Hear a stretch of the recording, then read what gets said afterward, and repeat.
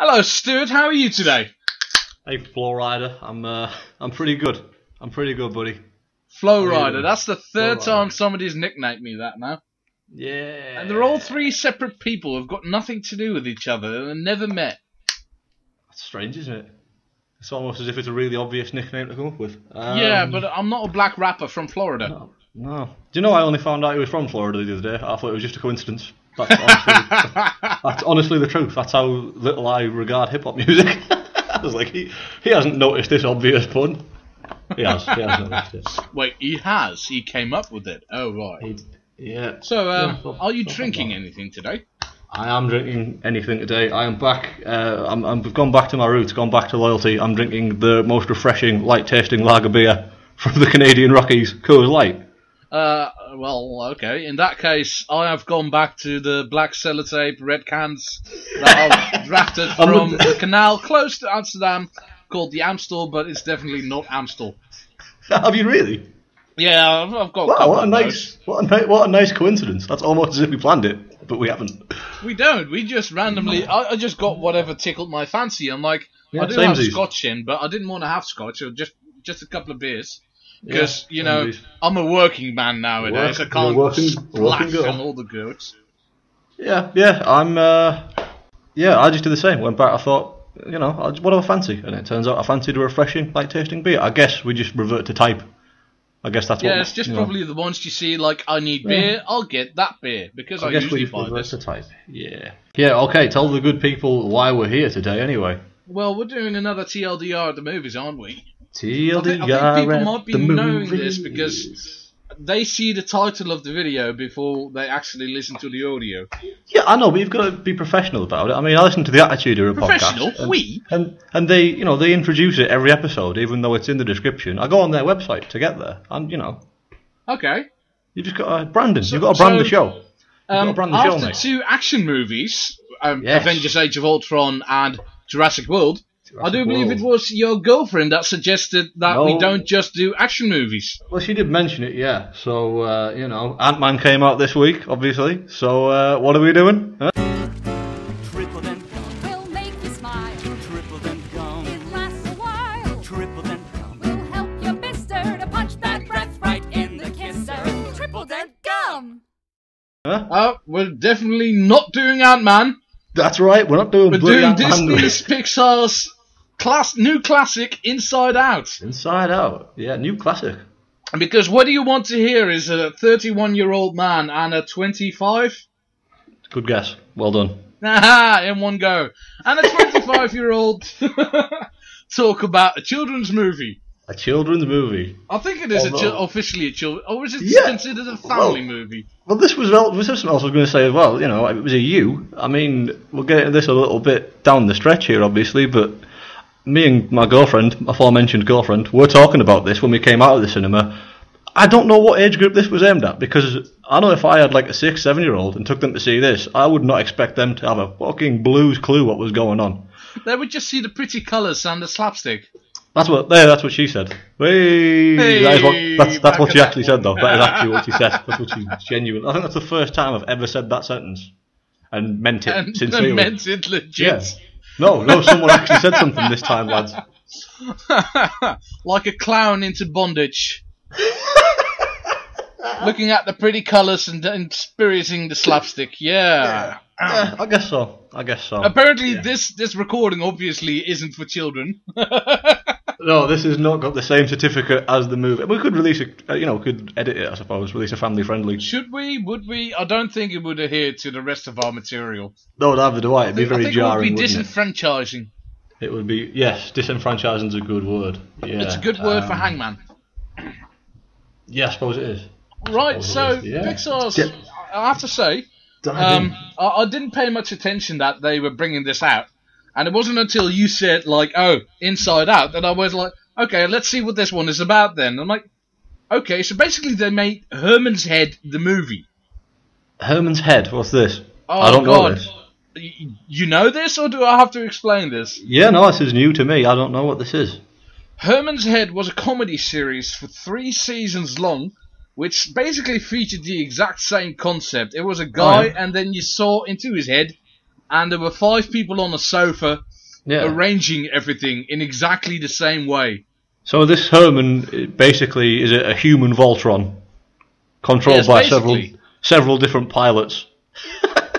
And the voice of Lisa Simpson, she was the feminine side. No, not the. There were 2 women.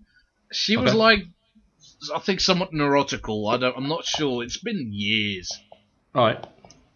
Anyway, so Inside Out, Herman's Head the movie. I'm probably the first person ever who thought of that because the internet. Yeah. Yeah, I'm hereby staking my claim. Yeah, there you go. If you thought of this first, tweet in at Dutchtica. And tell me how wrong I am, because so-and-so did that on release date in America, which was 2 weeks, 3 Well, I mean, weeks. to be fair, you didn't hear about this till a few weeks before it came out. Maybe people saw the trailers way back and were like, oh, this looks like Herman's Head the movie. Herman's Head the movie. Beat you to the punch. But before we get into Inside Out itself... Yes? I was curious about this. Did you have the short movie Lava before? No. You didn't have Lava, the short screening. It was like a 5-minute short Pixar before Inside Out. I read other people in America had it, but not everybody had seen it somehow. Yeah. And I was expecting it, but I didn't get it. So I tried to Google it. Like, maybe it's online somewhere in one fashion or another. And I didn't get it. I'm like, no. Oh, really? You've not been able to find it? That's a bit naff. It was some fucking harrowing, heartbreaking stuff. tugging on the old heartstrings was Lava. It was about volcanoes falling in love. It was about volcanoes in love, is the short way to put it. But it was like a 5-minute thing, and it was, for a second, I mean, I won't spoil it. Honestly, go your way to try and find this thing. It's awesome. So if you haven't seen it, I won't actually spoil what happens. Is it anything like the Volvic adverts? I don't think so. I don't really... Hello, Tyrannosaurus Alan! I was going to say, the ones with Matt Berry. No. Yeah, that Nothing one. like that, no. No, it was deeply touching and moving, and like, the credits started to roll on this 5-minute thing. I looked at my girlfriend and I was like, I think I need to leave now. I think I'm done. I can't handle the main feature now. Yeah, I was like, no, I've seen all I need to. If this movie is better than Lava, then it's going to be the greatest film ever made. It was Pixar have got a good track record of doing this now. But it was up all over again. It was like, I'm emotionally spent. And then the movie hasn't even got going yet. Come on, Pixar. Pixar, well, aside from Cars, which I'm not even going to regard, at worst, they're okay to decent movies. Yeah. But no, just recently they've got an amazing track record of, like, emotional trauma. Like Toy Story 3, Up, and now this short Lava. Fucking hell. They proper hammered it. Knocked me for 6. I did recover from it. But yeah, no, got you to watch Lava. It was fucking great.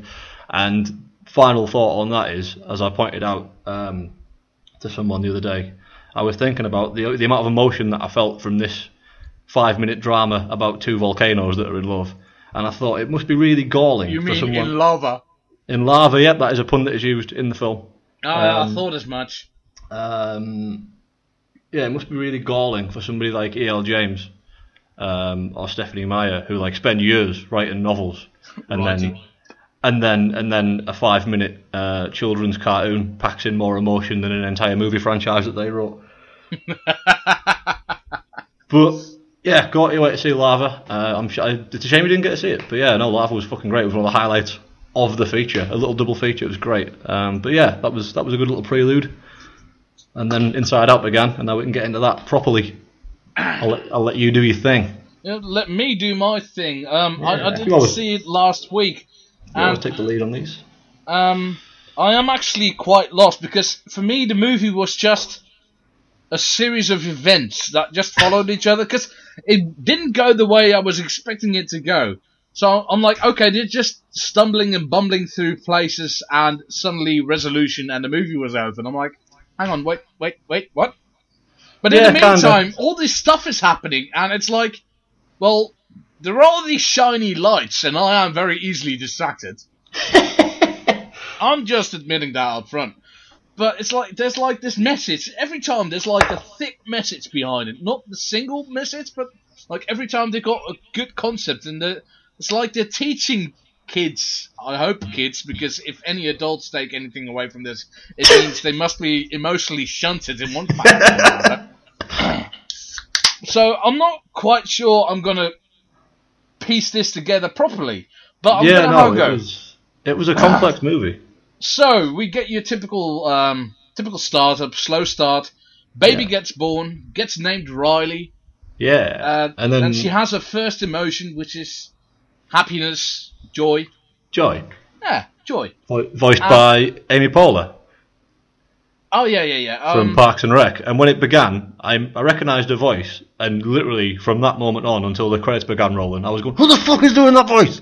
And I just could not for the life of me fucking place who it was. And then the credits came up, Amy Poehler, and I was like, "Oh, okay."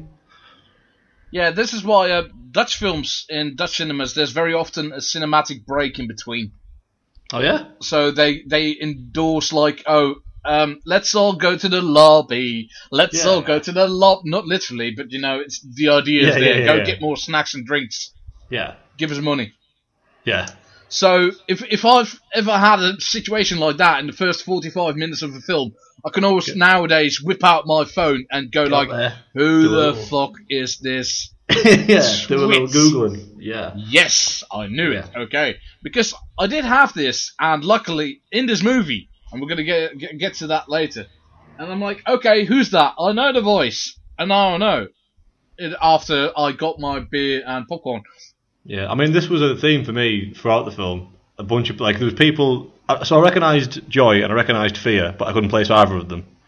And then when the credits began rolling, there was just name after name. Fear was Bill Hader. Oh, of Saturday Night Live and Tropic Thunder fame. He steals the show in that one scene in Pineapple Express. Yeah, Bill Hader. I'm familiar with Bill Hader. And, when the credits began to roll, it was like, oh, and there's Frank Oz, and there's Flea. And I was like, I don't remember these fucking people being in the movie. Flea? What the fuck? Flea. Red Hot Chili Peppers Flea. Red Hot Chili Peppers Flea, yeah. Flea is Still can't believe there was one day a guy who said, I'm going to be in a band, I'm going to call myself Flea. Flea, yeah, right. I mean, Slash was already taken, so I've got Flea. Yeah. Well, that's because he's short on rain, I guess. Joy comes into existence, followed 30 seconds later by sadness. Oh, fucking hell. Sadness was such a fucking downer. I mean, that sounds like a stupid sentence. I think it might have been the intention, mate. I know, but fuck me, they nailed it. Christ. But sadness isn't just sad. She's like crippling emotional depression. Yeah. Like nearly the entire film. But I think that's another part of the theme, but we're going to get to that a little bit later on, I suppose. I suppose, yeah. So Joy just recaps coming into being and the other emotions. We get introduced to disgust, we get introduced to fear, get introduced to anger, who's my favourite out of the 5. Yeah, same as I was gonna ask you this year. Anger was so money. Anger was just on the money. It was not like it was never unjust. It was always just anger. Yeah, exactly. I was a big fan of anger. Again, themes. Yeah. So, and Riley grows up. Riley's a little girl. She joins a hockey club. There's this little montage, of a normal family with one daughter coming. Yeah, whatever. This bit is not really that important, I think. Yeah, no, that's accurate. I think. It's just all mostly flashbacks and things. So then Joyce goes like, "Oh, what can go wrong, or what can go wrong? Can we She's 11 invoke? now. What can go wrong?" Oh, yeah. And then slam, a big sold sign, and they're moving to San Francisco because Dad has a new job as a thing. Just an undisclosed, nondescript job. Never, he's Chandler Bing from Friends. No one ever says what he actually does. But, he's got a job, and it's to do with transponding. He's a transponster. He is a transponster. He's a transponster. That's not even a word! Welcome to the Friends Quotes podcast. This is what we're here for. Quick thing about the San Francisco thing, right? Because they pull into San Fran, and you see, boom, big Golden Gate Bridge right away, right?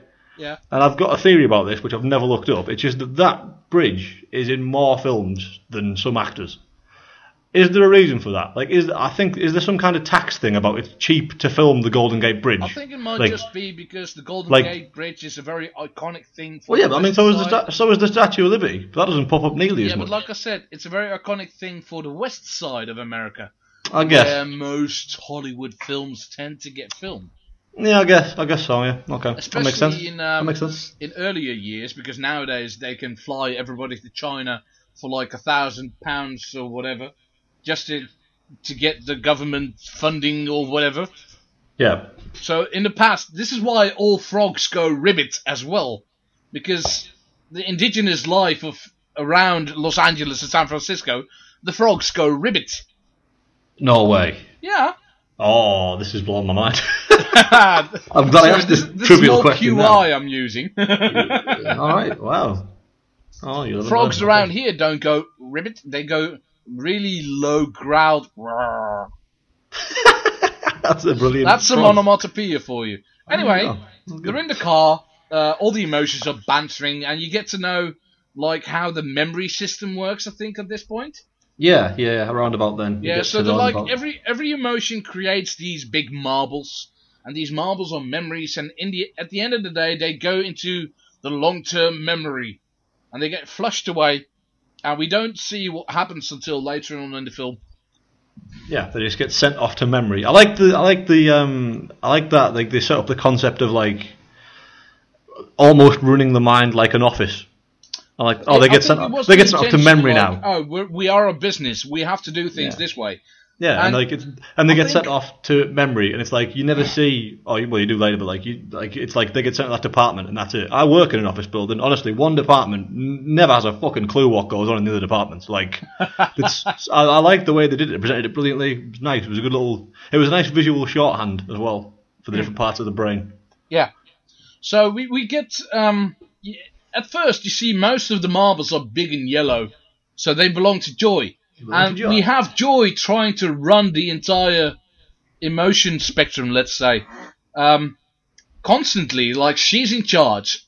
She lets other people do things sometimes, but she's mostly the one saying, like, oh no, we have to go do this. Oh, come on, guys, think of this. Very similar to the character from Parks and Rec, which Amy Poehler plays. I've only just realised. Only just realised that coincidence. But there you go. Well, you could go to TV tropes and now enter actor illusion to the article if you want. It'll already be on there. Right, so then we get into the house and we get the same thing enforced again. Riley, the girl, is not happy at all because the house is small. It's like, if you look at Full House, it's not even Full House. It's like a small San Francisco house. Thin, tall, and she lives in the attic, and the attic is completely barren. And then Joy goes like, "Oh no, but we can spruce this up. We have butterfly curtains." Except she doesn't sound British. Curtains. Curtains, mate. Curtains, mate. Curtains up. But the things start piling up. It's like the dad has a job and he can't stay, and the moving van is late. And things, they contribute like a constant nagging feeling to Riley, I think. Yeah, it's a real shit show, as Bill Burr would say. Yeah. Yeah. So, see, this is what I mean. It's like there's these two threads going on. Obviously, the Riley thing influences directly what the emotions are going through, and the other way around. Yeah, so I'm trying to have to, with my attention span, now make sure I get the right threat at the right time. Yeah, no, it was hard. Like, it was hard to follow. This is what I meant about the, what age group was it aimed at? Cause we're grown men. Why can't we do this? Yeah, it was hard. Like I found it funny. Like I found it funny when I realised this early on. I was like, this is going to be harder to concentrate on than I was bargaining for. And then I realised immediately. I see a children's movie, and I did not get what I wanted. I got what I wanted. It was just harder. I had to work harder for it than I anticipated. And I found it funny that I immediately realised the previous two movies we saw, which are ostensibly for grown men, Jurassic World and The Avengers, they were so much fucking simpler and by the numbers than this children's film. I fucking know! No! This was so much harder to follow and there more were dense. better themes in Age of Ultron than there were in Jurassic World, but they were obvious. They were like, okay, Yeah, I can see what absolutely. they're going for here.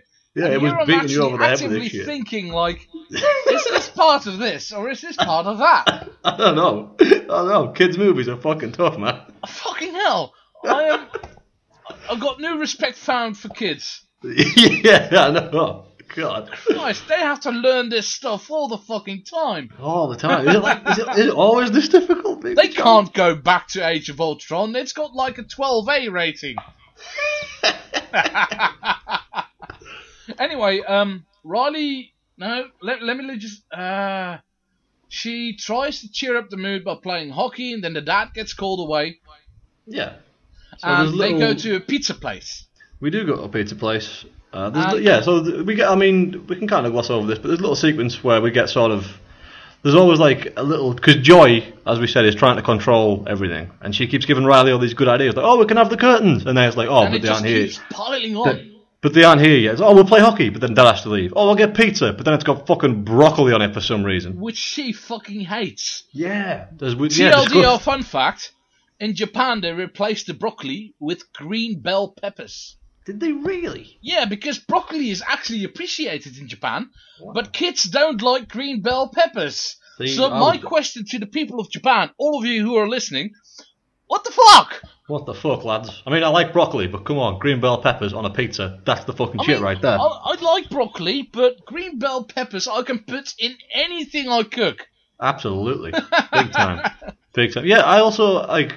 I didn't realise there's quite a lot of that, I think, in this film, of like different audiences get different things in the movie. Like, there's a bit later on we see the dad's head, and he's thinking about soccer in this country, but like in the States he was thinking about American football. I wasn't paying attention to that. Yeah, like you get a little thing where he's daydreaming. So it's like Captain America's list in The Winter Soldier. Oh, is that different? Yeah, that's different per, like, all right. Parts of continents. I see. But that America specific gets thing... different things to Canada, Thailand, Germany, Netherlands, United Kingdom. That specific thing in this movie, though, confused me, because they establish immediately in the film that he is a hockey coach. Why not make him think of hockey everywhere in the world? It's part of the plot. Yeah, his kid loves hockey. Just a thought. Well, he's a coach. They say, like, he coaches the team that she's on. Yeah. And then, surely just make him like hockey then. Make him think about hockey. Right, so Joey gets a bit overloaded and she gets control taken away from her from the keyboard. And is this the point where Saturnus starts touching things, or is that a bit later? It's around this point, yeah. I mean, the first time I think we see school happens first. She goes to school and she starts... I did like that because Joy... she looked at the dreams, because there's a big dream cinematic at night. That, by the way, that was such a good... Again, there were so many neat little wrinkles in this movie, and that was one of them. Like, the dream thing is like a movie theatre, and like each night there's a different production on it. That was such a good thought, like such a good idea. I like that so much. It was, because it's like, oh, what are we going on about today? Okay. So we get Joy waking the rest of them up in the morning with a big plan, like, I have to keep them all occupied. Anger, you go do this. You unload the dream sequence. Fear, I need a systematic recounting of anything that can go wrong today. Already on it. Disgust, I'll have to make sure you know exactly what we're wearing today. Sadness, you stay in this circle. The circle of the circle of sadness. The circle of sadness. Oh, doesn't she actually she makes her read the manuals? Oh, she does that later, doesn't she? Key plot point. It makes her read. Because at this point, something happens. They're thinking of something like ice skating, I'm going to guess. Mm-hmm. And Sadness is in the background as she touches the memory, and she corrupts it. It's Riley's first day at school. They get her up. They get her up to say something about her, and so they activate one of the core memories. And she starts talking. She talks about the core memory. The core memories, or memories in general, are presented as being like, so they get the marble, the thoughts are in the marble, and then it's like projected. There's like a projection system, and then that enables Riley to recall. That's like the visual representation of recall, basically. They That's how she remembers it. This is going to be so hard to describe later on in this film. The fucking movie was so hard. We should have just done Ant-Man. God. Yeah, and so... Ant-Man! Guy gets suit, other guy gets suit, they punch each other, Anthony Mackie shows up. Don't spoil it, I haven't seen it yet. Oh, sorry. We'll go see it this week. Don't Anthony spoil Mackie doesn't show up, it's Chris Hemsworth. Nice save, mate. Nice save. I'm going to go see it this week anyway. They project the core memory, happy memory from back in Minnesota where she's ice skating, and Sadness touches the joy memory, the yellow joy memory. I think you'll find Buttfuck Minnesota. Buttfuck Minnesota. Bumblefuck Minnesota. No, they lived in the house right next to the kids from Jurassic World. Fairly sure of it. Yeah? Really? It did look fucking similar. We have to tie these things together somehow. Well, I mean, Chris Pratt, what sitcom was he in? Parks and Rec. Amy Poehler, what sitcom she in? Come on. Okay, next month, Memory Core, we're reviewing a Marvel. Aziz Ansari movie. Oh wait, shit! Actually, before we go on with important plot, because the bit where they come to San Francisco, right? There's a little. I don't know if I read too much into this. When they're going over their fears and their apprehensions about being in San Francisco, all the different emotions are, right? And fear says that maybe there are bears. There might be some bears in San Francisco. Yes! Right? Gay joke! And one of the other emotions goes, anger. Well, there was a big hairy guy, he looked like a bear. And I was sat there thinking, it had to be a gay joke. San Francisco, a big hairy guy who looks like, I was like, come on. That must be. That wasn't just me, was it? It was a gay joke. Had to be. I couldn't fucking believe they slipped that under the radar. Jesus fucking Christ. But I think they got away with it with the fact because in the dream sequence later on, it's an actual bear wearing an office shirt and a tie with a clipboard. Yes. A literal bear, yeah. But come on, that was fucking... that was so good. It was, mate. It had to be. That was so good. Oh man, at first I was like, wait a minute, and then I started laughing my head off. And everyone else in the cinema was like, no one looked at me, but I could tell I was getting the vibe of like, this man's laughing at an inappropriate time. Why is he laughing? No one else got that. No one else got that fucking joke, clearly. Yes, okay. I did want to bring this up, but I didn't know at what point that came. But yeah, I'm sure it's early on. I'm sure it's fucking around broccoli pizza time. I'm sure it is. It's just a little bit after that because she sends them all to bed and she does the dream sequence. Yeah. So yeah, right. So first day at school and she comes back. She's miserable, and she goes, "Mum and Dad took me in." Or is that earlier on? See, no, this is what I mean. That is likely, but yeah. And again, that's where we get the is she influencing the emotions or are they influencing her? Because sadness turns what was previously the joyous memory into the sad memory, and that's when Riley becomes sad. Yes. And they're unable to turn the sad memory back to a joyful memory. Like Joy tries to touch it and make it go joyful again, and they're not able to. It's locked. And one of the core memories is turned sad. Sadness? I don't know. I'm just trying to help. Yeah, and see, this is what I meant about being a downer, right? Like, it's fair enough that, fuck up. I know she's sad, right? But she just won't listen to instructions. She just won't do what she's fucking told. That's what I'm like. Oh God, no! It's almost as if sadness has a way of doing that in real life. Almost. But so does anger. And anger doesn't go around fucking things up. He toes the company line. Plays his role because he's a solid dude. Anger just wants to make sure things are right. He's a solid dude. Yeah, I like the way they present it. But I like because they got fear writes itself, and so does joy, and so does sadness. But they got well creative with anger, where it's that's the sense of justice more than anything. And then disgust was oh no, this is how I judge social situations. I was that's fucking clever. That was good. It was a good. Because I never thought of associating disgust with like that.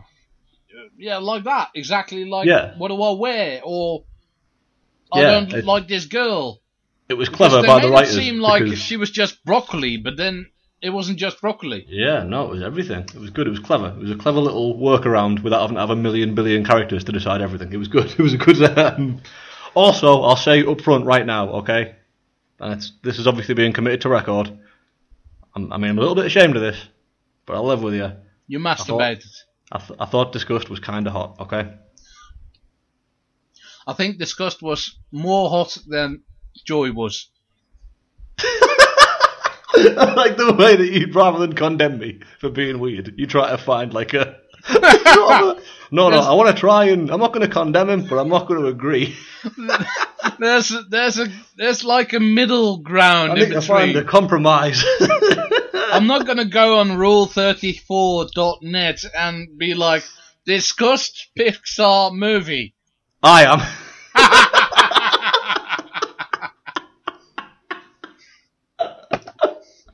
Right! Speaking of disgust as well, one of my favourite gags in the whole movie is when they go into the dad's head and they show his emotions. Oh, I think this is about it, isn't it? Because they're at the dinner table.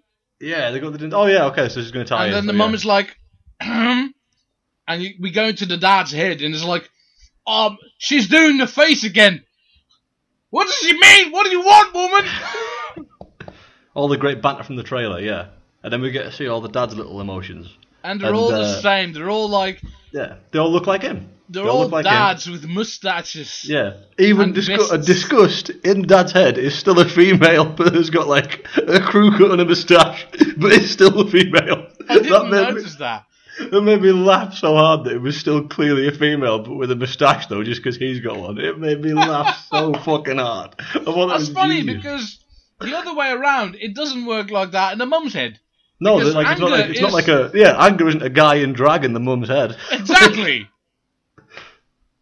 Well, I mean, it looked like a woman with a moustache. I think it was. If not, I've made that up and laughed at it in the cinema. But I did like how they were like somewhat military as well. Yeah, they were like a military operation. So they're like, what do you want, woman? And like, did we leave the Brazilian helicopter pilot for this guy? And they got the core memory on standby, touching it. They pull it up. Do you want to fly with me? Memory. Like, Great gag. Fucking great gag. Make the face again. And then the mum goes, Oh, right, Riley, how was your first day at school? Which he's already been asked. It's like, this guy doesn't know what he's doing. And then Riley, wait a minute. We have skipped key plot here. Indulge. This is, so, during the debacle with the core memory, where sadness turns into sad, somehow joy and sadness and all the core memories are sucked out of her. Later. It's not, because the reason she acts all surly and weird at the dinner table is because sadness and joy aren't there, and anger, disgust, and fear try and respond the way joy would. And she acts all like surly and sarcastic because anger and disgust are trying to do an impression of joy, but they can't do it. And they talk weird. Oh, fuck. Yeah, and that's why she's all weird at the dinner table. Like, are you okay? See, she's like, I'm fine. mean. It's like, this is where it went not the way I expected.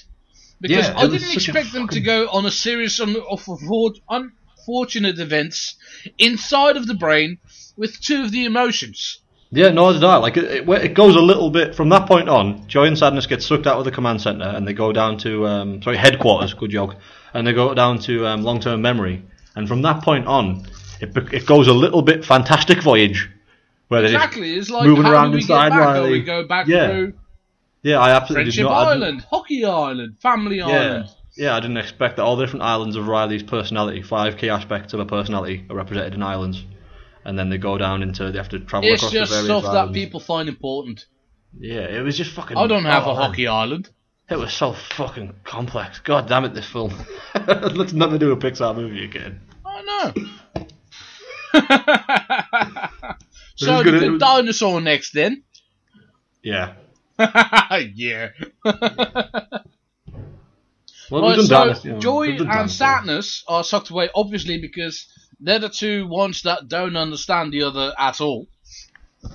It's a matched buddy cop movie. Yeah, whoa, but yeah, I didn't think of it in terms of being a buddy movie, but it kind of is. Obviously, because at the end they both learn things. Yeah, I mean, you saw that coming like right away, like right from the fucking off. Like, we're going to learn a valuable lesson that actually sadness has a role to play as well, guys. That's what we're going to learn. I think it was more like joy had to learn something than sadness had to learn something. Yeah. No, I mean, like we learned as an audience, and so did Joy. Yes. We learned through Joy that sadness has a role to play. You know, Yes. sadness. Yeah, it's got its place, as all emotions do. Right, That so was the message. they got sucked away, Yeah. and then we get the argument with the dad. It's like, Yeah. we're putting the foot down. Getting ready to put the foot down, sir. Such a good little sequence. Activate keys. And then, like a military fashion, 2 keys at opposite ends. Click, click. I'm putting my foot down. Go to your room. Oh shit. Yeah, that was the the foot. The foot is down. The foot is Foot down. is down, sir. Yeah. Good little gag. Oh yeah. Good little gag. We averted a disaster. Mum said, that was a total disaster. That was a fucking disaster. Yeah. Good gag. That was all the shit from the trailer. That was like that was all I saw in the trailer, and I was like, gotta go watch this fucker. So, at this point, the rest of the emotions become the B plot, I think. Yeah, absolutely. Anger, Definitely, yeah. disgust, and fear. They argue with Dad, and the rest of the movie is just them contemplating running away. Eventually, spoiler if you're listening to this and haven't seen it yet while you're listening to this, but basically they try to run away, and then just get saved in the nick of time of not running away. But they don't do anything worthwhile in between. Not really. I mean, there's some, they're there for... There's some witty banter. Yeah, there's some gags. There's some good gags. There's some bants, mate. They're there for some bants. But yeah, no, all the main gags and all the main plot then, from that point on, take place. Joy and sadness. See, what I mean. At that point, there are like 3 cues. It's Riley, anger, fear, and disgust, and joy and sadness. Yeah. Oh, sorry. Joy and sadness are now like the archive of past memories. Yeah, the long-term memory, yeah. Watching them getting flushed away to memory dump.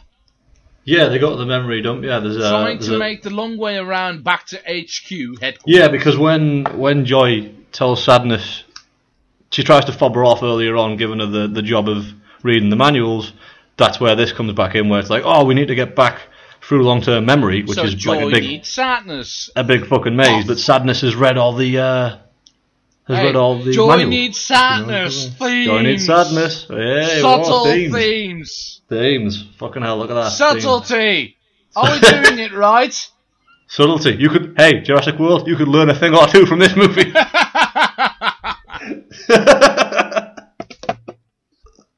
Fun fact, I did watch Vincent D'Onofrio blow his head out today. You did? Yeah, Full Metal Jacket. Full Metal Jacket, yeah. Fucking awesome. Right, so, then they are trying to figure out where they are, where they have to go, and Sadness just collapses on the floor like,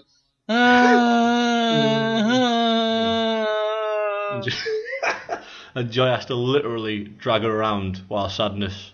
we have to go left, right, and then they go right. No, I meant left, that you were right.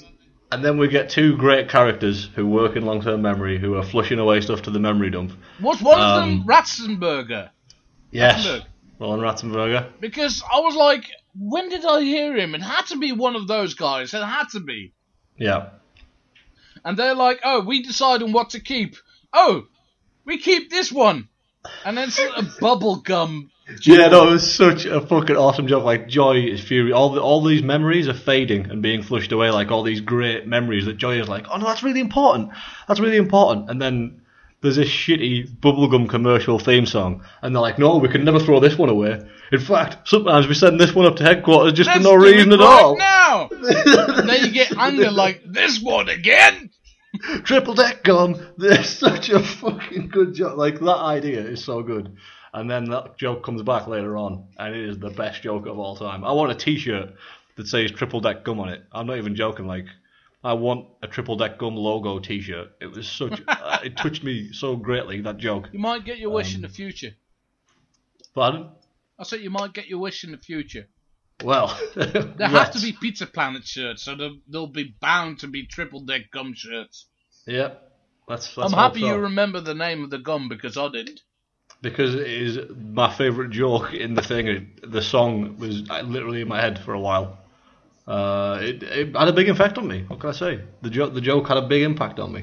You want actual, literal Triple Deck Gum now, don't you? Kinda, yeah. I mean, there's two or three fake products. Disney's, Pixar's triple dick gum. I really want Asda and Walmart's tomorrow. Yeah, I want triple deck gum and I want a case of piss Vassar beer. Those are the two. Those are the two fictional products that I would like the most. Right. So then they meet, Bing Bong. Yeah, sure. I keep meaning to call him Ingo Bingo or Bingo something. Ingo Bingo. Bing Bong. Bing Bong. Bing Bong. And this is the man I was talking about earlier on. I was like, is that John Lovitz? And then it's not John Lovitz. Cinematic break came, and I'm like, fuck me, it's Paul from Spin City. The lad out of Scrubs. The lad out of Scrubs. Yeah, he's just that guy who pops up. The neighbour from Mad About You. Yeah, he's just in a load of shit. The mayor from Gotham. Please don't watch Gotham. Gotham is a horrible show. Is he really the mayor in Gotham? He is the mayor in Gotham. I'm like, you can't be the mayor. You're Paul from Spin City. Spin City. Yeah.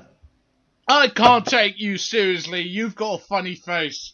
Yeah. Yeah, and he's playing Bing Bong here, who is Riley's erstwhile imaginary friend. I don't get the concept of imaginary friends. It's so American. I don't know, my brother had an imaginary friend.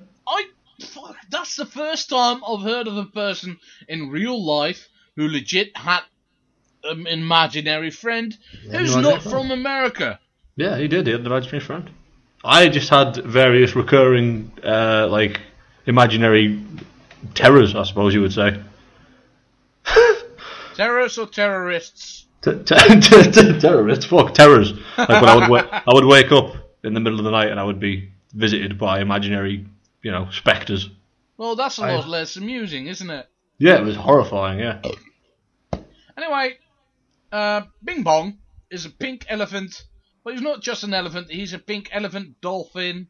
Yeah. Part of a cat. Part of a cat. That's it. Yeah. And Bing Bong is stealing all the memories to put it in his bag of holding because he's upset at the fact he's being forgotten, I think. I think, yeah. It was never explained why he steals the memories. I think it's just because he sort of wants to be close to Riley still, I guess. He wants to be a part of it, so he's probably like trying to steal stuff so he doesn't get stuffed away. I'm not sure. Yeah, there was some vague bullshit going on there. But Bing Bong tells them that he can take them. Tries to act like the guide at this point, like we have to go here. Yeah, he knows. He knows the way. He knows the quick way back to the headquarters. But it's perfectly safe. DANGE. Yeah. Exit. Yeah. Shortcut. That's but it. He's a big so he's the guide, but he's a big goof. He tells them as well that he's gonna. I wasn't sure if this was a deliberate thing. He tells them that he's going to take them to Imagination Land. There's a shortcut through Imagination Land. Now that immediately reminded me of my favourite episode of South Park. Where they go to Imagination, and they have the mayor of Imagination Land. And when they get to Imagination Land, Bing Bong says, "I'm basically the mayor of Imagination Land." Does he? Like, I was like, are they fucking doing this on purpose? Are they deliberately the French Fry Forest? They go to Cloud Town.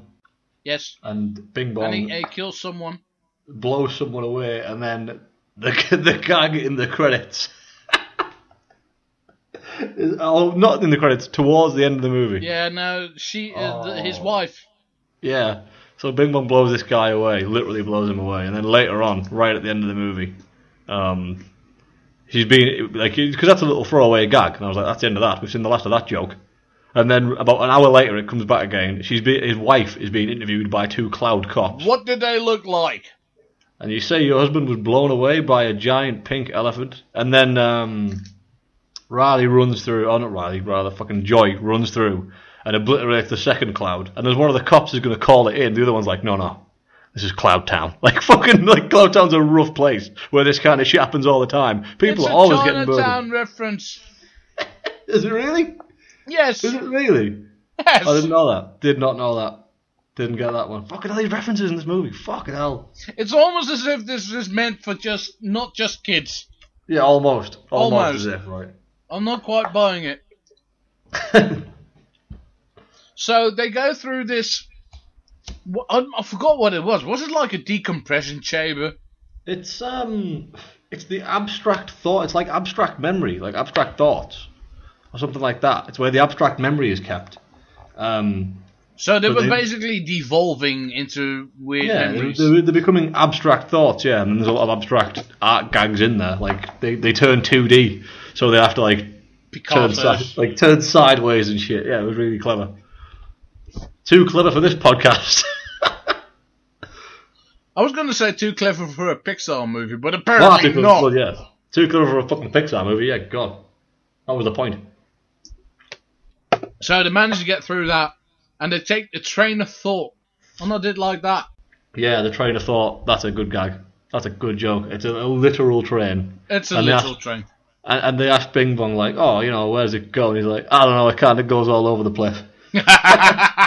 Welcome to TLDR. Fucking awesome joke. Fucking so good. That's basically us. Basically. And yeah, then there's a series of misadventures. They catch the train. They eventually catch the. No, wait. I mean, do they? Again, this is what happens. Like, do they even catch the train at that point? Or I think they did, and then the train stopped. Yeah. So they had to go into where the movies are made.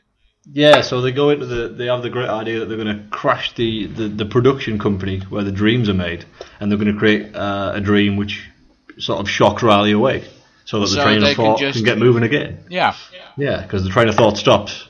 When she sleeps, everything gets shut down. Except the dream productions. Except the dream productions, yeah. And Fia at this point is on dream duty, and this is where Fia really comes into his own, becomes one of my favourite characters. Where he just becomes really sarcastic and fucking passive and passive aggressive. He's like, joy and sadness on here. I'm gonna take dream duty. Fucking he's all pissed off. Oh, let me guess. We're not wearing pants. Look, she's not wearing pants. Called it. This is so good. He's sat heckling the dreams. Oh god, this is so unoriginal. And then when Joy and Sadness crash the movie, and they all kinds of crazy shit's happening because they're trying to ransack the movie. They're running around in a dog costume and stuff. Various things happen, and it lurches from one random sequence to the next. Because they're trying to still follow Joy. I think we have to point this out. Everything is still according to Joy's plans. Yeah, Joy decides what they do. Show. Yeah, Joy is still very much no, this is how we do it. We're not listening to Sadness. Yeah, Sadness wants to try definitely not listening to Bing Bong. Yeah, Sadness wants to try and scare Riley awake, create a scary dream, scare her awake. But Joy, as is a job description, I suppose, is no, Riley has to be happy. She has to be happy. We're going to make her so happy she doesn't want. She wants. We're going to exhilarate her awake. Yeah.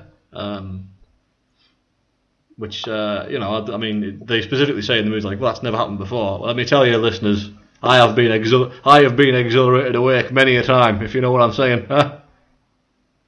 Wet dreams. Anyway, I wasn't gonna laugh until you said that. You're fucking laying it out there, making me feel awkward, motherfucker. And then so all this weird shit happens in the dream, and Fia is boo, pick a plot. Yes, because suddenly we're panning to the rainbow unicorn. Yeah, all kinds of random. Pick a plot. Fucking hell. So they do they get caught? Or do they run away to the subconscious? Bing Bong is caught and thrown into the subconscious, and so they then allow themselves to be caught and thrown into the subconscious by two guards because they need to reunite with Bing Bong because he knows the way. See, I kept expecting Bing Bong to turn out to be the villain of the piece. I thought it might go that way, because he was the way he was acting at first. Yeah, I thought it was going to go that. Yeah, because he was a bit of a creep, a little bit of a creep, Bing Bong. Still is until the very end. Turns out, just a great guy. They're captured by these two guards in the Dream Factory, and they are Flea from the Red Hot Chili Peppers and Frank Oz, aka Yoda. The guy who controls fucking half of all the fucking Muppets from the past. Yeah, Kermit the Frog and Yoda, and Frank Oz is the voice of one of the fucking guards. And when I saw his name in the credits, I was like, holy shit, did not know he was there. Yeah, and they get caught deliberately and then thrown into the subconscious where all the scary thoughts are. All the scary stuff, and what do we see eventually? A clown. A big fucking clown, and it could have been worse, I guess. I think for clown standards, it was just a clown. Yeah, I think it was just a clown because they didn't actually want to make anything scary. Yeah, I mean, because they could have. They could have. They could have gone full on Dumbo and made that shit dark. They just made him a clown. Just made him a clown. And I'm not going to give him any shit because obviously Riley was afraid of him. Yeah. But the clown is keeping Bing Bong in a balloon animal cage of sorts. Yes. I thought that was hilarious. I'm like, what the fuck? I mean, it was good, especially when they're trying to like break him out, but they can't like squeeze him out of the bars because it makes that squeaky balloon noise, and they don't want to wake up the sleeping clown. Good stuff. Yeah, so they come up with a plan that they're going to wake the clown up deliberately after they free Bing Bong. This is the point where we start listening to sadness, I think. Yeah, because they realise they can't really get back in to the Dream Factory because the door is locked. The gates of the subconscious are locked, and they realise that this giant clown will be able to break in because he's got a gigantic hammer. He's got a big fucking hammer, yeah. And then plus, compared to the characters, he's like 3 stories tall. He's huge, yeah. He's a big old clown, big old butt. Yeah, and so they wake him. He's like, Did you know there's a birthday? Yeah, there's a birthday with lots of children. Oh yeah, we just need a clown. Who's the birthday girl? Yeah, and he smashes into the Dream Factory, terrifies her awake, and then Joy is like, well, I guess your plan kind of worked in the end, even though she didn't want to follow the plan. She was sort of forced to, but then she has to accept that Sadness's plan to scare her awake was actually pretty good. Actually, a pretty good plan. Did this happen before or after Sadness talks to Bing Bong? Before. Okay, just checking. This means we're still going the right way. Yeah, we're doing good. Right, so they take the train of thought again. Yeah, they get back the train. So Riley wakes up because of the scary clown dream, which means the train of thought is up and running again. So at this point, the other emotions, fear, anger, and disgust, are like, oh, we have to run away now. Yes, yeah. Yeah, so they get the hoodie, they go to the bus station, and they get ready to leave San Francisco and go back to Minnesota. That's their contribution to the plot. Yep. Well, we're glossing over it a little bit. There are nuances there, but it's but it's like this is impactful. This is already complicated enough without going into that shit. Themes. Right, so fuck me. I know this is really difficult because at this point something happens, and I think the train of thought gets derailed. The train of thought does get derailed, yeah. So at this point, saved and because all of the core memories have been sucked out of the headquarters along with Joy and Sadness. They're transporting the core memories with them. That means that all the 5 personalities, the islands of personality, have shut down and they're all collapsing. And the train of thought is passing over one of the islands when it collapses, which derails the train of thought, which is a good joke. Family Island, that was it. Yeah, the last... no, Family Island is the last to go. Oh, Family Island. What's the one before that? Clings on. Friendship Island. She has a fallout with her old best friend. Her old best friend from Minnesota. They have a little falling out on Skype. Why Bing Bong, later on. Yeah.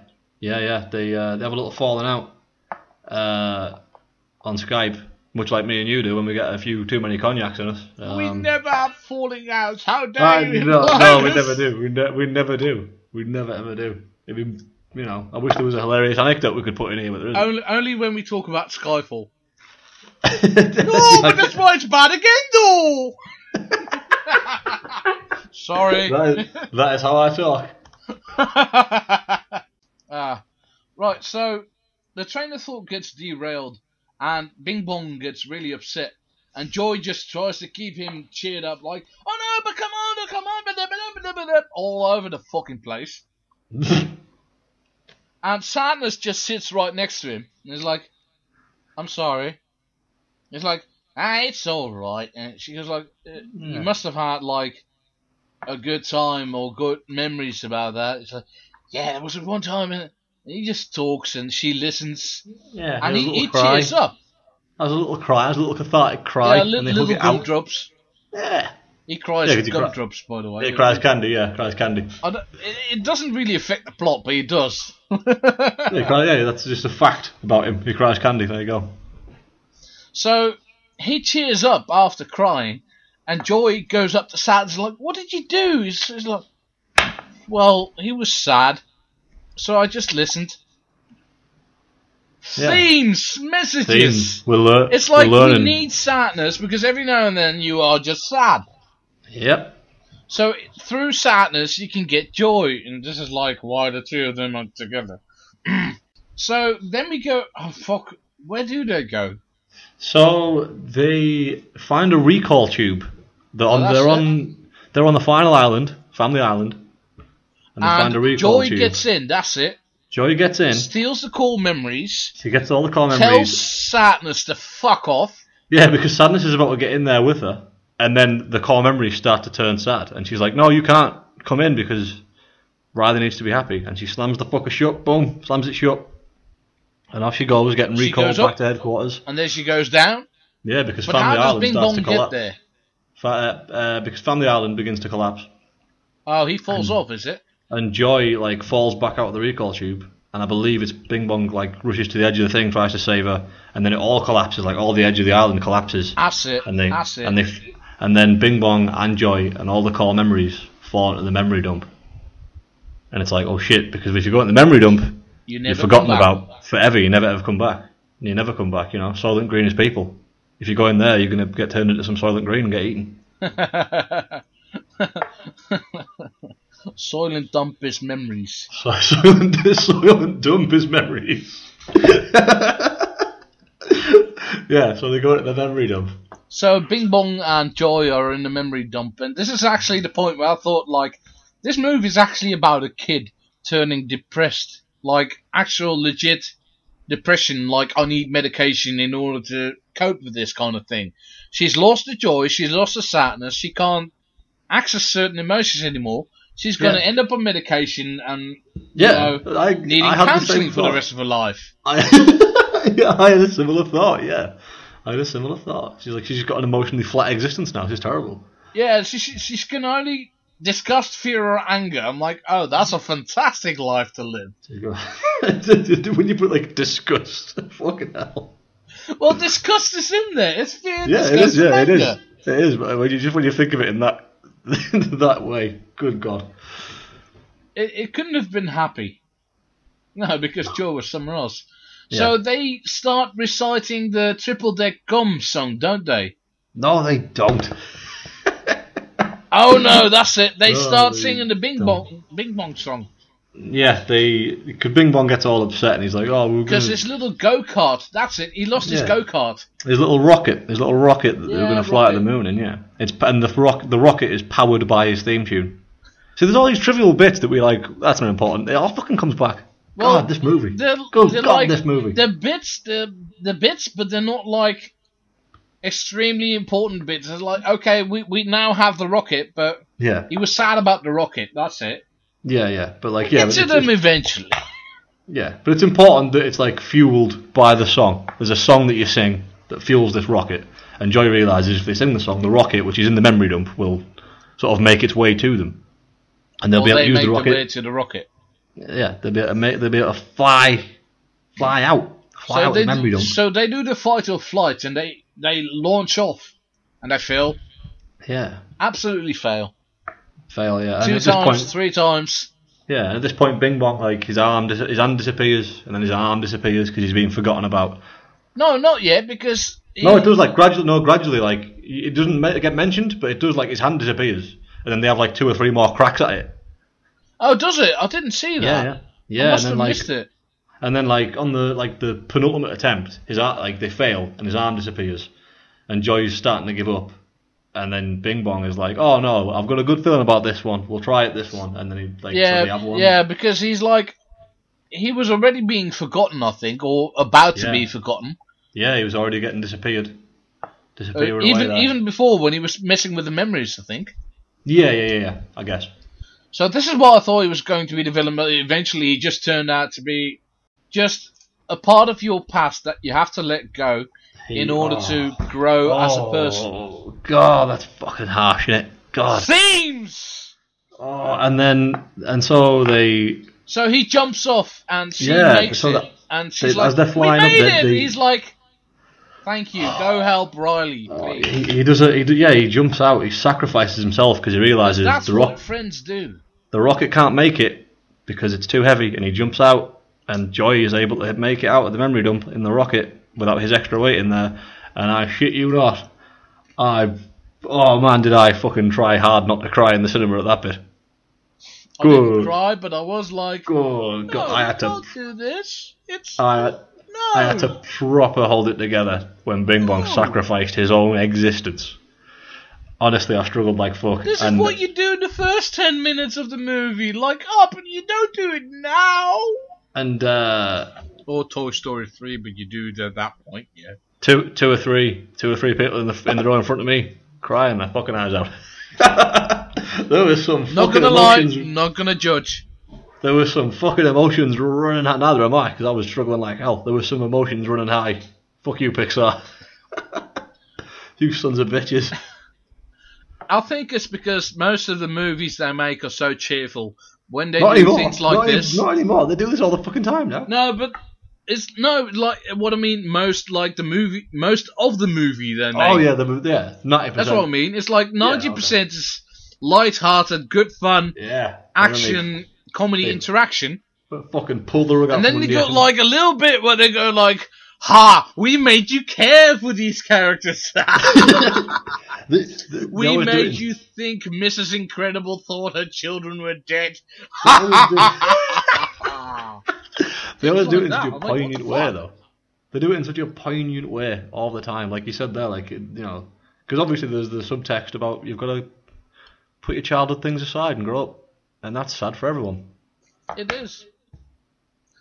I still haven't grown up yet. No, not quite. That's why we're sat here doing. That's why we're sat here doing this now. Oh yes. And not doing a fucking tax return or whatever.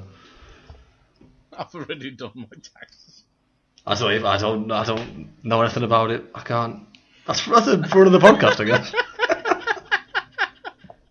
Right, so Joy is now back on the last main bit. Is that the cool memory dump? She gets out of the memory dump and she's on Family Island. Gets back onto Family Island, the last island standing. So she tries to trace sadness and she goes like, ah. Yeah, sadness falls down the exact same way. Yeah, she doesn't want to know. She doesn't. Joy's like, no, come on, we've got to get back. Got to get back to headquarters. And Sadness is like, no, not bothered. I'm not going. She doesn't need me. Yeah, she's been a big old downer. She's like, Joy, you were right. Sadness is sad about herself. Yeah, she is, yeah. And she's like, Joy, you were right, I'm useless. And then I love it because they go back through Imagination Land and there was this bit, a throwaway gag about imaginary boyfriend. Another one, another throwaway gag, yeah, it comes back again. There was an imaginary boyfriend machine which just comes up with a new imaginary boyfriend every day. I would die for Riley, I live in Canada. Yeah, I would die for Riley. Like, I've never seen you before, I live in Canada. Such a good joke. Such a good joke. But yeah, I must say... And she takes Bing Bong's bag and she makes like 1 million of them. Yeah, just and like make a Sadness giant... is floating away somehow. I forgot on a cloud from Cloud City. Oh, that's it. No, Cloud Town. I guess if they called it Cloud City, they'd get fucking sued. Cloud Town, because Chinatown. Yeah. They don't want George Lucas taking Joy up the car. uses a gigantic tower of imaginary boyfriends. Yep. That's a rare sentence ever to pronounce, ever. Yeah, it is. It really is, yeah. To get up to Sadness, and she tackles her, and then they have their understanding. Yeah, she uses this big tower to fire off the trampoline on Friendship Island, and then as she's firing through the air toward the headquarters, he just grabs Sadness. And then Anger goes I wish Joy was here! Bam! Yeah, slam. I must say, I did find because that's the climactic bit of the movie, I guess. That's they've made it back. This is how they finally make it back to headquarters, and I'm all the shit they go through before that is so much more dramatic than. and then she just makes a big tower of boyfriends and jumps. Like, they could literally have done that when they first got to Imagination Land. It just felt tacked on. Like, I'm not going to pick fault too much with the fucking kids movie, but it's right. Like they go for all this dramatic shit, and I go along for the ride, and then it's like it is wrapped up in like 5 seconds. Like, oh, and then they just do that, and then they're back at Equals. Yeah, it was just a conclusion because there needed to be a conclusion. It just felt slapdash. Yeah, it just felt sort of, and then we do that, boom. The actual movie was about character development. Yeah, of course. Yeah. It was just that was like something that needed to happen to move the plot on to the next bit, the end. Yeah, because they didn't really need to go back. They needed to develop our emotions. Yeah, they need to learn. They need to learn the bloody lesson about sadness, having a role to play. Just like everybody else in life. Yeah, I must say, it did almost save it, the fact that, like, when he's like, I wish Joy was here, like, and you think they're going to come crashing in through the window, and they don't, they just slap into the window, like, outside, and they're just stuck there. That was fucking funny. I like it, and then Anger throws a chair at the window, but not through He throws a bloody tantrum, is what he throws. Joy is like, I knew that wouldn't work. What do you mean by that? No, it's not joy. It's disgust. Sorry, I mean disgust. She gets all sarcastic. I like disgust, that. I mean, this is what disgust is for. It's for sarcasm as well. Sarcasm. It was a good little... I knew you can do it. What do you mean by that? Oh, I would explain it to you, but I don't have the time to use small words like that. Yeah. And Anger just obviously gets angry. It was a good little clever moment for my number one fantasy woman. Disgust. My girl. My girl. The number one fantasy woman. she's replaced Lola Bunny as the apple of my affection. That's even worse. Not even Jessica Rabbit. No, Lola fucking Bunny. TLDR podcast for kids.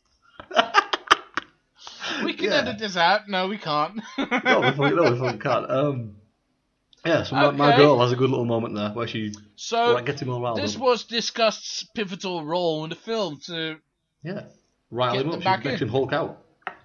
She's like the anti-Black Widow at this point. Yes. Right, so then we get Joy and Saturnus back in, and they manage to get Riley back on track, and basically this is already the conclusion, isn't it? It's Riley gets back home. It's all done, yeah. And Joy goes like, no, Saturnus, we need you for this one. And it's again like, themes and messages. It's everybody needs to be sad in a while. You can't bottle everything up. You can't bottle up your sadness. Well, if Terry Pratchett dies, you drink half a bottle of whiskey. At some point around that point, make that reference. it is at some point around there. It is explicitly stated, because obviously all the adults there, we understand the subtext, but Joy outrightly states like, "Oh, now I understand." Like, sadness sort of made we only have the happy memories there because sadness makes them people around us care about us because we're sad, and she like explicitly spells it out in those terms. And then that's when she gets back and she has to like hug her mum and dad. And then they get a new console. Because the old one was stopped working because Anger, Disgust and Fear can't properly pilot a human being. Like I said, Chronicle Depression, she was basically headed that way. Yeah, although I'm like, that said though, like when they go inside the dad's head and the mum's head, the mum's like, because obviously Joy is like running the show in Riley's head.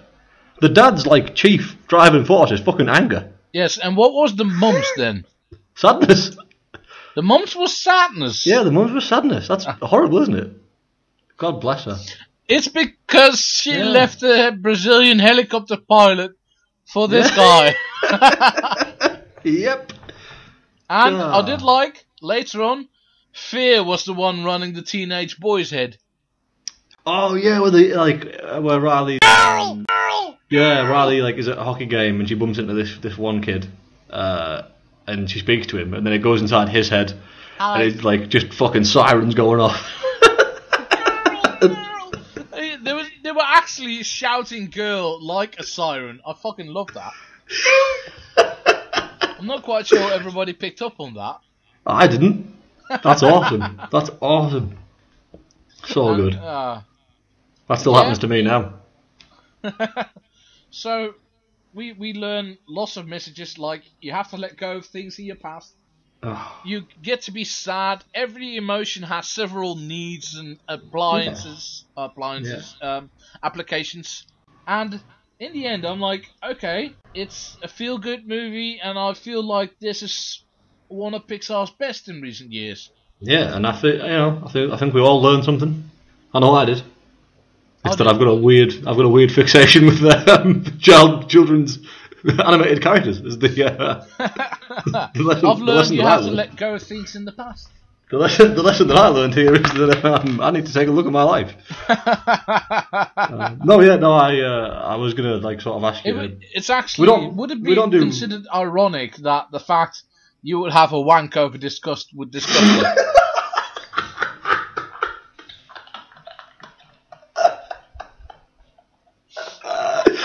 Oh fucking hell! Well, that was worth all this talking to get to that bit. I was building up to that punchline for so long, you don't want to know. Been sat on that for fucking ages. From the moment you mentioned Lola Bunny. Yeah. Right, I mean, so we don't do ratings and develops stuff. as a human being. Yeah. And then we basically, I think we get sequel bait when they go like, oh, there's a big red button called puberty. What does that do? Puberty. What can go wrong? Yeah, she's 12 now. What could go wrong? Yeah. And then we get a hilarious montage of other people's thoughts and stuff. Yeah, like the mum, the dad. The dad actually is decent, I think. Because they're at the hockey game and they're like, yeah, we did things. Yeah, he's like, he makes them wear face paint and shit. And this was an excellent idea. Yeah. And it goes into the mum's head and it's like, oh yeah, this was an excellent idea. This was a good idea. And then we get Riley's teacher. Thinking about the same Brazilian helicopter pilot. Yeah, she's like, oh man, only 6 more weeks, and then we get the flight to the Bahamas with you know who, and they've got the same fucking memory of the fly with me, the fucking same Brazilian pilot. It might have just been from a movie or a TV show in hindsight. No, I think it was implied that it's the same it's dude. the same dude romancing all these women. Yeah, that was what I took from it. Yeah. We get a fucking. I like the gag where it's there's a guy being chased by a dog, and he's all scared. It shows you his head, and then it goes into the dog's head, and it's all the dogs all the same, and they're all thinking all the same thing. The man has food. Get the man. And they're all it's just one emotion. And then they run past a cat, and it goes into the cat's head, and there's just nothing sat at the console. The console is just empty. And then there's some cat just wandering around in the background, not bothered. Exactly conveys the thoughts of cats and dogs. Such a fucking good joke. So good. Well, I think we can both agree that TLDR approved, isn't it? TLDR approved. Well, I mean, you said a minute ago it was one of the best in recent years. We don't. I was going to ask you, but we don't do sort of. Oh no, we don't. We never do. We never do ratings and things. But we don't do ratings or star ratings or anything. But no, I would say this was.